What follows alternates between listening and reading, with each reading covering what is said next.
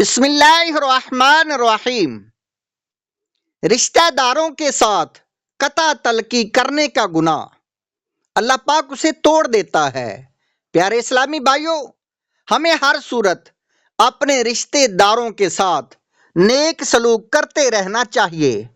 آج کل لوگ بات بات پر تعلقات توڑ دیتے ہیں۔ فلاں نے میرے بیٹے کی شادی پر مجھے نہیں بلایا، لہذا اس کے ساتھ مرنا جینا ختم۔ فلاں نے گھر بلا کر خاطر خواہ عزت نہیں دی، لہذا آج سے اس کے ساتھ ہمارا کوئی تعلق نہیں۔ فلاں رشتہ دار نے میری دکان کی بجائے ساتھ والی دکان سے سودا خریدا، لہذا اس کے ساتھ بول چال بند۔ بالکل چھوٹی چھوٹی باتوں پر مرنا جینا ختم کیا، یعنی رشتہ دار جو ہے ان سے رشتہ توڑا جا رہا ہوتا ہے۔ حالانکہ جن رشتہ داروں کے ساتھ صلہ رحمی کا حکم ہے، یعنی رشتہ داروں سے اچھا سلوک کرنے کا حکم ہے، ان کے ساتھ رشتہ توڑ دینا سخت گناہ کا کام ہے۔ حدیث پاک میں ہے، جو رشتے توڑتا ہے اللہ پاک اسے توڑ ڈالتا ہے۔ بردباری کا انعام۔ ایک سوال ہمارے ہاں بہت عام ہے، وہ یہ کہ میرے رشتہ دار جب میرے ساتھ ٹھیک نہیں چلتے، وہ میرے ساتھ اچھا سلوک نہیں کرتے، تو آخر میں ان کے ساتھ نیک سلوک میں کیوں کروں؟ یہ عموماً ذہنوں میں اٹھنے والا خیال ہے۔ اس تعلق سے ایک حدیث پاک سنیے۔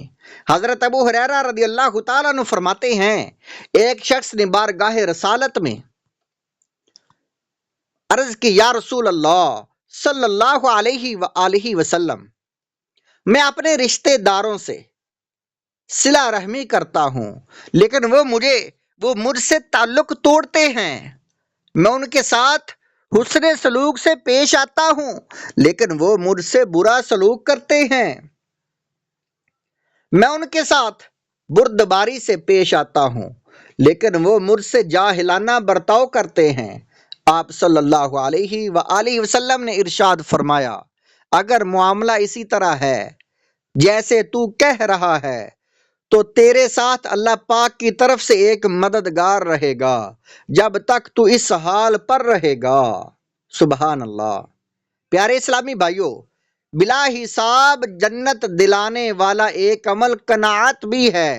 حضرت ابو ہریرہ رضی اللہ تعالیٰ عنہ سے روایت ہے، نبی پاک صلی اللہ علیہ وآلہ وسلم نے فرمایا، من ہدی بالاسلام، جسے اسلام کی ہدایت دی گئی، وَقَنَا بِمَا آتَاهُ اللَّهُ تعالی، اور وہ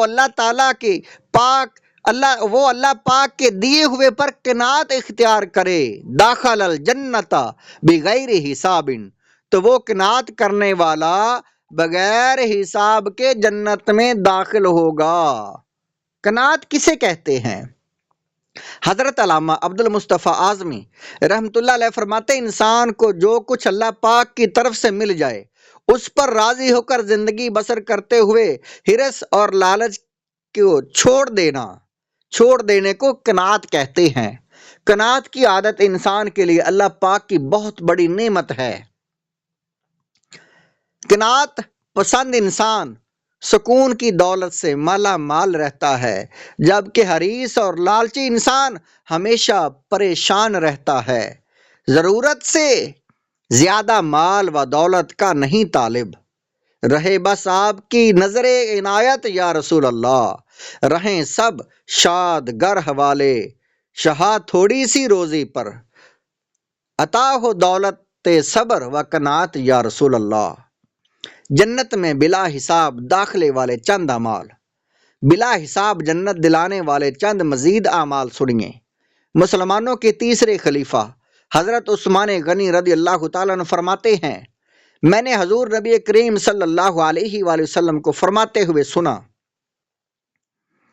خلق، یعنی جو بندہ بھی ان